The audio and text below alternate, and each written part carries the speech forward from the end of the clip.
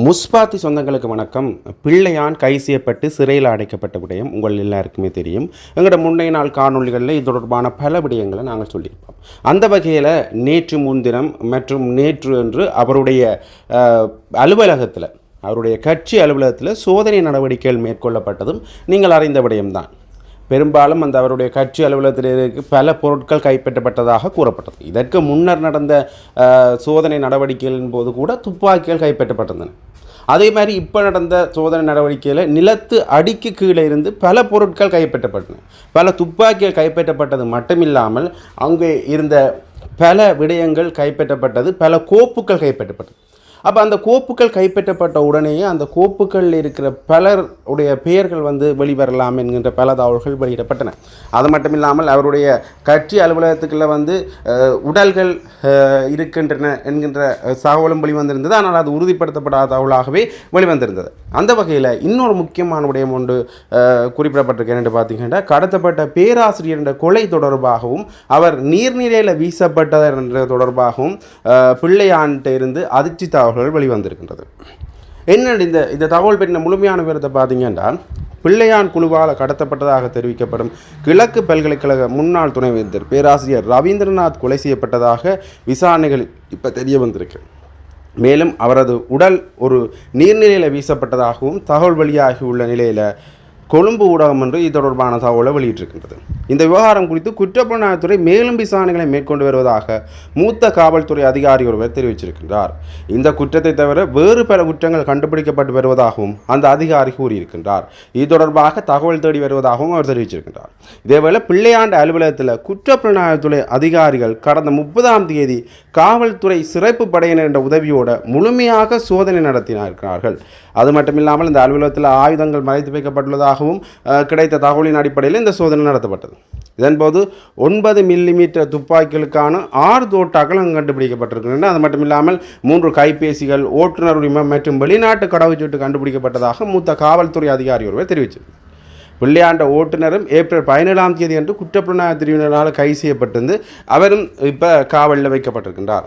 அது மட்டும் இல்லாமல் பிள்ளையான காட்டி கொடுத்தது யார் என்கின்ற, அதாவது பிள்ளையான் தொடர்பான தகவல்களை வழங்கினது யார் என்கின்ற தகவலும் அண்மையில் வெளியாகிருந்தது. குறிப்பாக மட்டக்களப்பில் இருக்கிற ஏற்கனவே ஜோசப் பெர்ராசிங்கம் அவர்களுடைய கொலையில் சம்பந்தப்பட்ட ஒருவர் தான்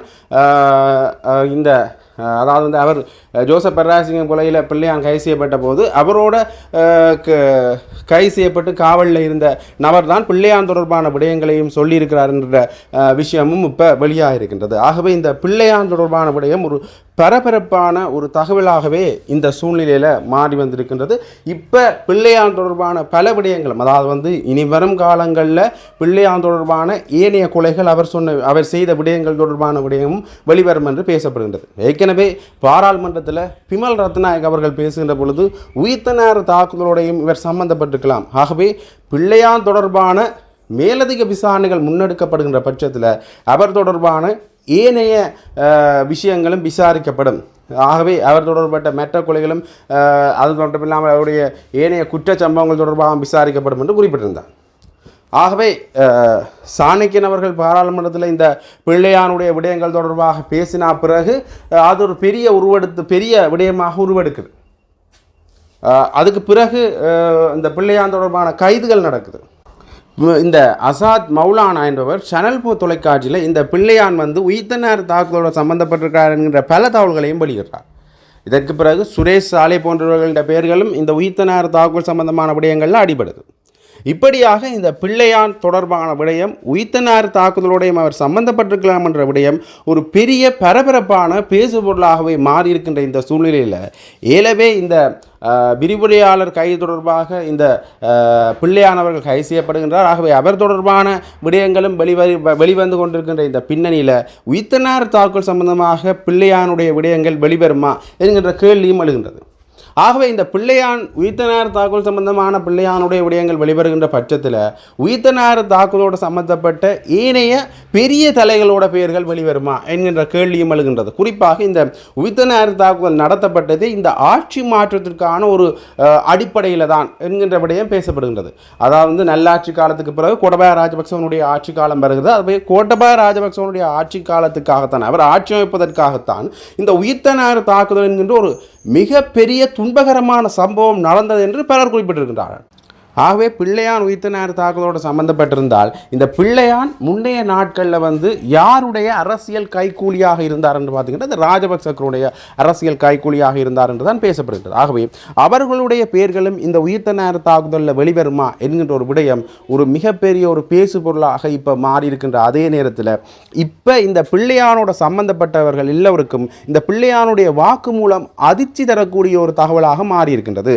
கொழும்பு ஊடகம் இந்த செய்தியை வெளியிட்ட பிறகு பலரும் இந்த செய்தி தொடர்பான விடயங்களை சமூக ஊடகங்களில் பகிர்ந்த வண்ணமே இருக்கின்றார்கள். ஆகவே இந்த விடயத்தில் ஏனைய அரசியல்வாதிகள் உயிர்த்தனார் தாக்குதலோடு சம்பந்தப்பட்ட அரசியல்வாதிகள் அகப்படுவார்களா என்கின்ற நிலைதான் இப்போ எல்லாருக்குமே ஒரு பெரிய விஷயமாக இருக்கின்றது. தென்னிலங்கை அரசியல் கிழமை இப்போ ஒரு பரபரப்பான சூழ்நிலையில் மாட்டிக்கொண்டிருக்கின்றது. பிள்ளையானவர்களுடைய கைதுக்கு பிறகு உண்மையிலேயே ஏதோ ஒரு மிக பிரதானமான விடயமாகவே மாறி இருக்கின்றது. இந்த பிள்ளையான் கைது செய்யப்பட்ட பிறகு இந்த பிள்ளையான் தொடர்பான கைதுக்கான அடிப்படைகள் குறித்து பேசுகின்ற பொழுது இந்த விடயம் ஒரு பெரிய பேசுபொருளாகவே மாறி இருக்கின்றது. அடுத்ததாக இன்னொரு முக்கியமான விடயத்தையும் பார்க்கணும்னு பார்த்தீங்கன்னா இந்தியாவிலிருந்து அகதி அந்தஸ்து பெற்ற ஒருவர் இலங்கைக்கு தன்னுடைய சொந்த நாட்டுக்கு திரும்பியிருந்தார். ஆகவே விமான நிலையத்தில் அந்த முதியவர் கைது செய்யப்பட்டிருந்தார். அந்த கைதுக்கு எதிராக பலருமே குரல் கொடுத்த வண்ணமே இருந்தார்கள். அதில் குறிப்பாக சுமந்திரன் அவர்கள் அவருக்கு ஆதரவான சட்டத்தரணியாக ஆஜராகி இருந்தது மட்டுமில்லாமல் அவருக்கான ஆதரவு குரலையும் கொடுத்திருந்தார். இப்படி இலங்கை அரசாங்கம் செய்கிறது தவறான விடயம். ஏன்னு பார்த்தீங்கன்னா அகதி அந்தஸ்துள்ள ஒருவரை இப்படி செய்கிறது இலங்கை ஏற்கனவே ஐக்கிய நாடுகள் சபையில் அகதி அந்தஸ்துள்ள அகதிகள் தொடர்பான விடயத்தில் கைச்சாத்திருக்கு. ஆகவே இப்படி செஞ்சது உண்மையிலேயே ஒரு சட்டவிரோதமான விடயம் மட்டுமில்லாமல் ஒரு மனிதாபிமானமற்ற விடயம் என்றும் சொல்லியிருந்தார். ஆகவே இது தொடர்பாக அரசு தரப்பில் என்ன விஷயம் சொல்லப்பட்டதுன்னு பார்த்தீங்கன்னா நாங்கள் அவரை கொள்கை அடிப்படையிலேயே வேண்டும் ஒன்றோ கைது செய்யலை.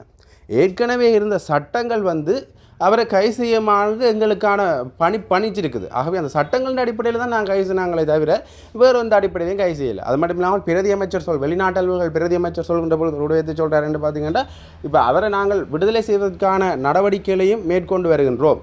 ஆகவே விரைவில் அவர் விடுதலை செய்யப்படுவார் என்கின்ற பொருள்பட அவர் சொல்லியிருந்தார். அந்த வகையில் இதற்கான எதிர்ப்பலைகள் இந்தியாவிலிருந்தும் வந்திருக்குது. இலங்கைக்கு அனுப்பப்படும் தமிழ் அகதிகள் பாதுகாப்பாக அவர்களது இல்லத்துக்கு போய் சேர உரிய நடவடிக்கைகளை இந்திய அரசாங்கம் தமிழக அரசு மேற்கொள்ள வேண்டும் என விடுதலை சிறுத்தைகள் கட்சியினுடைய தலைவர் தொல் திருமாவளவன் அவர்கள் தெரிவித்திருக்கின்றார். இந்திய அகதி முகாமில் பல தசாப்தங்களாக தஞ்சமடைந்திருந்து இலங்கைக்கு திரும்பிய 74 வயது முதியவரை குற்றப்புலனாய்வு திணைக்கள அதிகாரிகள் கைது செய்திருக்கின்றார்கள். குறித்த கைது நடவடிக்கை தொடர்பில் ஊடகவியலாளர்கள் கருத்தரிக்கும் போதே திருமாவளவன் இந்த கருத்தை சொல்லியிருக்கார். இந்திய அரசை நம்பி தாயகம் திரும்பியவர்களை இலங்கை அரசு கைது செய்வது மிகுந்த அதிர்ச்சி அளிக்கின்றது. அவர்களுக்கான பாதுகாப்பை உறுதி செய்ய வேண்டிய பொறுப்பு இந்திய அரசுக்கு உள்ளது. இந்திய அரசு உடனடியாக இதில் தலையிட வேண்டும். தமிழகத்தில் இருந்து அல்லது இந்தியாவின் எந்த மாநிலத்திலிருந்தும் இலங்கைக்கு அனுப்பப்படும் தமிழ் அகதிகளை பாதுகாப்பாக அவர்களது இல்லத்துக்கு போய் சேர உரிய நடவடிக்கைகளை இந்திய அரசும் தமிழக அரசும் மேற்கொள்ள வேண்டும் என்று அவர் தன்னுடைய கருத்தில் சொல்லியிருக்கிறார். ஆகவே இந்த சர்வதேச பரப்பில் குறிப்பாக இந்திய பரப்பிலிருந்தும் இதற்கான எதிர்ப்பலைகள் கிளம்பிய வண்ணமே இருக்கின்றன. என்ன செய்ய போகின்றார்கள் இந்த இது தொடர்பான இந்த முதியோர் தொடர்பான விடுதலை தொடர்பாக தேசிய மக்கள் சக்தி அரசாங்கம் என்ன செய்ய போகுதுன்றதும் இப்போ ஒரு பேசுபொருளாகவே மாறி இருக்கிறது. தொடர்ந்து பார்க்கலாம் இதற்கான தீர்வுகள் எப்படி இருக்குன்றதை. தொடர்ந்துமே இப்படியான தகவல்களை அறிஞ்சு கொள்றதுக்காக முஸ்பாத் சேனலோட நினைஞ்சிருங்க. நன்றி, வணக்கம்.